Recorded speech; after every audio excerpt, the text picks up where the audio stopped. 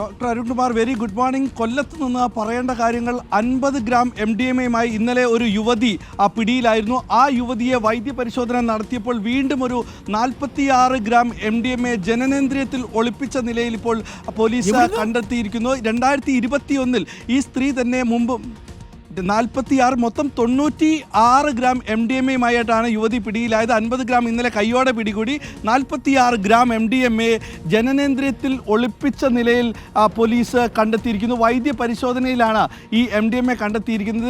2021 സമാനമായ എറണാകുളത്ത് ഇത്തരത്തിൽ MDMA വന്നപ്പോൾ യുവതിയെ തൃക്കാക്കര പോലീസ് അറസ്റ്റ് ചെയ്തു. അതിനുശേഷമാണ് കൊല്ലത്തെ കോളേജ് കുട്ടികൾക്ക് കൊണ്ടുവന്നു എന്നുള്ള വിവരമാണ് ഈ ശക്തികുളങ്ങര പോലീസിലേക്ക് ഇവർ വിവരം നൽകി. ഇന്നലെ കാറിൽ കടത്തുകയായിരുന്ന 50 ഗ്രാം MDMA ഇന്നലെ പോലീസ് പിടികൂടുകയും ചെയ്തിരുന്നു. ഇന്നലെ രഹസ്യ വിവരത്തിൻ്റെ അടിസ്ഥാനത്തിലാണ് പോലീസ് ഇവരെ പിടികൂടിയത്. ശേഷം കാർ പരിശോധിച്ചപ്പോൾ കാറിൽ നിന്ന് 50 ഗ്രാം MDMA കണ്ടെത്തി.